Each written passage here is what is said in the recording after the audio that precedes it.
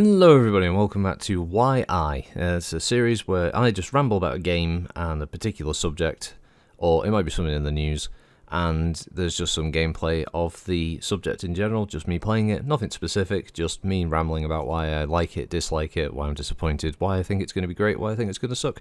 And today we're talking about why I like Hardspace Shipbreaker.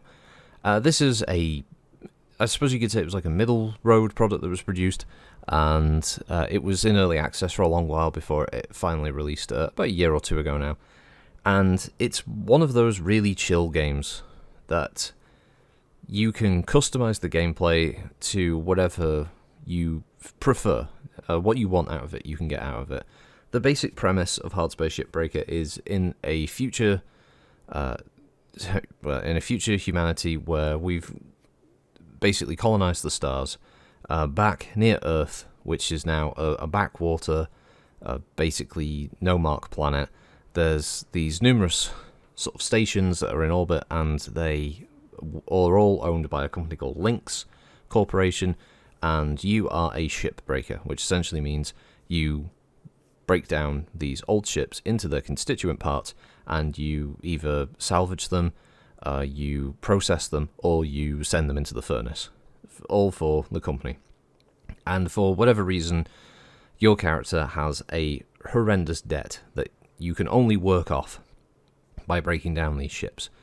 And these ships come in numerous different shapes and sizes, and each of them are basically a puzzle game in space. You are flying around, basically working out the way to safely disassemble the ship and get as much money out of it as possible to pay off your debt. And also, later on, there's a bit more going on with this. There's a narrative. There are several characters who also work in different stations around you in this zone, and there's this long narrative about workers' rights. The main message of the story is about corporate control, the overbearing nature of some corporations, the faceless, soulless sort of view of them, and the way that they use employees, and they don't really care, and the horrible treatment that some corporations can, and callous kind of ways that they can treat their employees, all under the guise that they actually give a damn. And that's what you are. You are just faceless employee. You don't even have a name. You're just a number with -52, and that's it. Everyone just refers to you as 52 or Cutter or whatever. I mean, maybe your name's Cutter. I don't know. So that's it. That's the basic story premise, and it develops from there. And you've got the stories of the other characters around you. You never meet anybody in person. You're usually just interacting them with via comm links and stuff. And you're a voiceless protagonist, which is fine. I'm quite happy with that, because it means that the characters can just talk at you, and you can, just listen to whatever their stories are as you go along. And there's other little like story nuggets that you can find and stuff on some of the ships and data drives and bits and pieces like that. And yeah, the main premise of the game is just to cut these ships apart. And in the default game, you have a timer. You've got oxygen that you have to manage, your thrust levels, your damage and stuff like that, because you can kill yourself by accident. But don't worry, you can get cloned, and every clone goes onto your tab. So there's the challenge initially, if you want to play it that way. There's numerous difficulty levels, but the challenge is normally trying to be as efficient as humanly possible by cutting the ships apart within the time that you're set, and managing certain resources. And as you play through the game, you'll unlock new equipment and new uses for that equipment.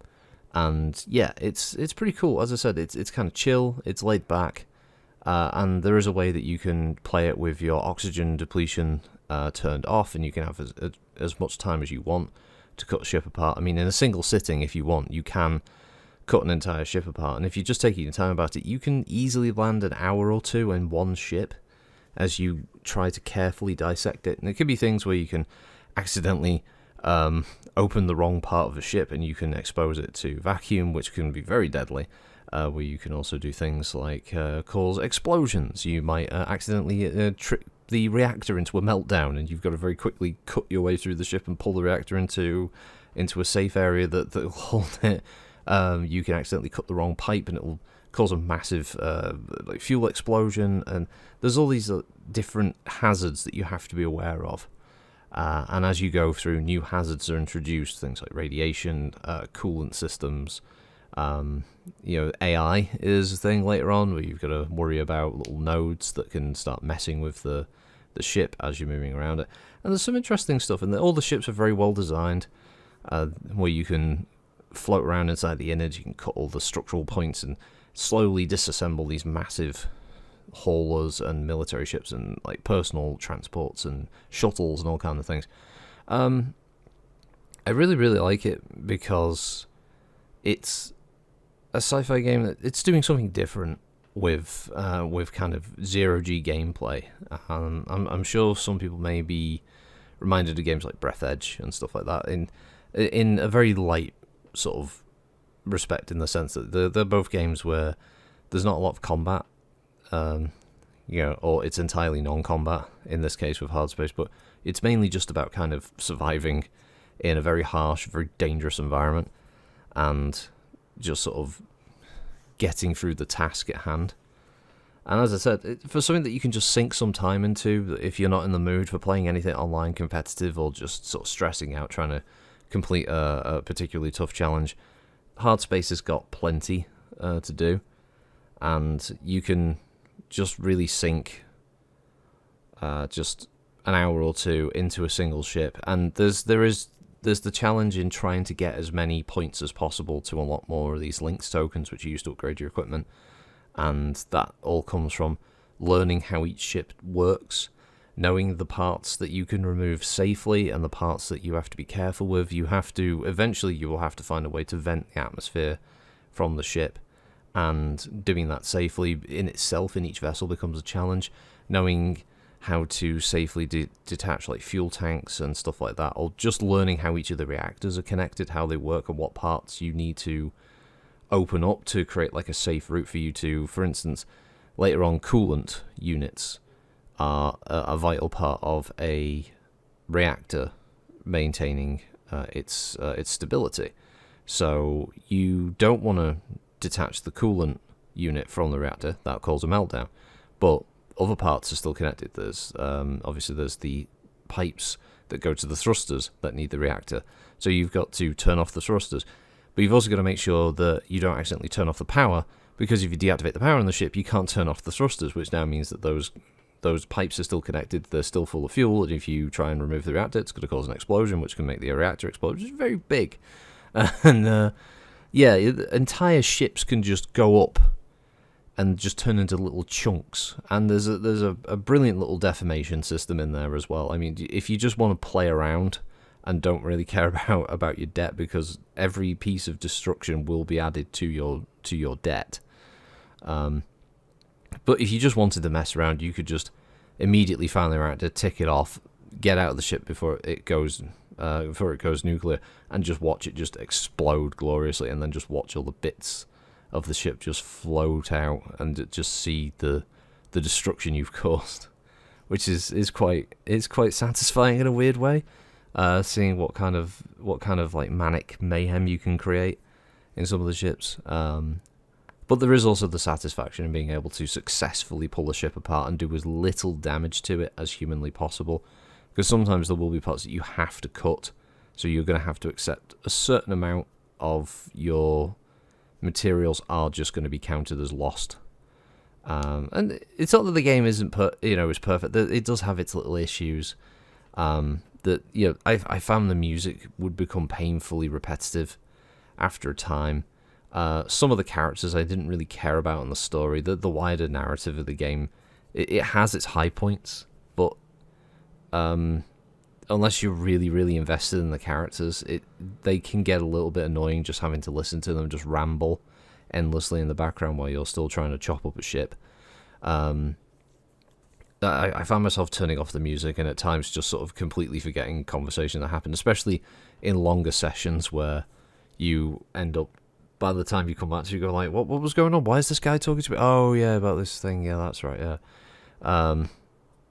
So some of those things are annoying. And other elements, sometimes the physics can be a bit wonky. You'll like grab an object and you'll try and pull it towards you, but the game thinks you've like basically snapped it to you like Spider-Man pulling a fucking like a manhole cover into someone's head. You'll just get like this piece of metal just smacks you in the face, and it'll either outright kill you, or it'll damage your suit so badly that you've got to like rush over and get a patch, or you'll cut through an object, but your laser cutter will just nick something in the background and it'll blow it up, and there's no way of going back. Like once that destruction has been caused, that's it. You're kind of screwed. There's issues like that can be a bit frustrating because you try to be as careful as humanly possible, and you just sometimes things out of your control just cause like levels to just become a slog. For as nice as the destruction is, for instance, all the little tiny bits that you've now just got to individually handle and throw into a furnace or bits into a processor can be a bit time consuming and a bit of a slog. And sometimes it feels like no matter how much you upgrade the grapple gun that you're using to grab some of these things, like some of the materials just still feel like you've got very little actual control over them, even though when you max it out, you feel like you should just be able to handle a lot of materials with ease and be able to fire them into the processor relatively quickly. But no, some of them, they just feel like you're fighting against the system sometimes. But those are few and far between. Overall, I feel like Hardspace Shipbreaker, for a game that isn't asking a huge price tag, it isn't that taxing on your system, it looks pretty enough, and it's a unique element. I've not seen any other game like this. I know there's that ship graveyard simulator, which is more about breaking down real vessels, but this is fairly unique. I would love to see a sequel to it where maybe they expand on the gameplay, possibly adding co-op, something like that, because the idea of multiple shipbreakers all working together to cut up big ships would be pretty cool. But yeah, I like it. Hardspace is a fun game. It is one I'd recommend picking up if you're interested in something a bit different that you've maybe not looked at before. You like sci-fi games, or you just feel like you want to try something different in the genre, in that particular niche. Yeah, give it a look. Try it out. It's not a bad game. It's available on Steam. You don't need any launch. It doesn't have any launches. It doesn't have any extra sign-ups or anything like that. There's no battle pass. You don't have to worry about any in-game microtransactions. There's nothing like that. It's just a nice little game.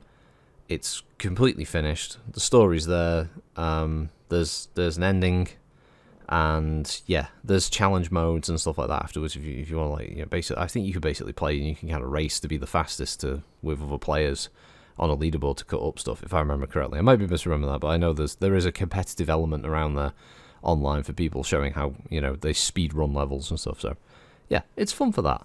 I think I've rambled enough about Hardspace Shipbreaker, why I like it. So yeah, you've probably seen enough of the game by now, just me cutting up a ship. So yeah, we'll wrap it up there. And yeah, that's why I like Hardspace Shipbreaker. Have a good one, everybody. Thanks for listening, and I'll see you next time. Bye bye.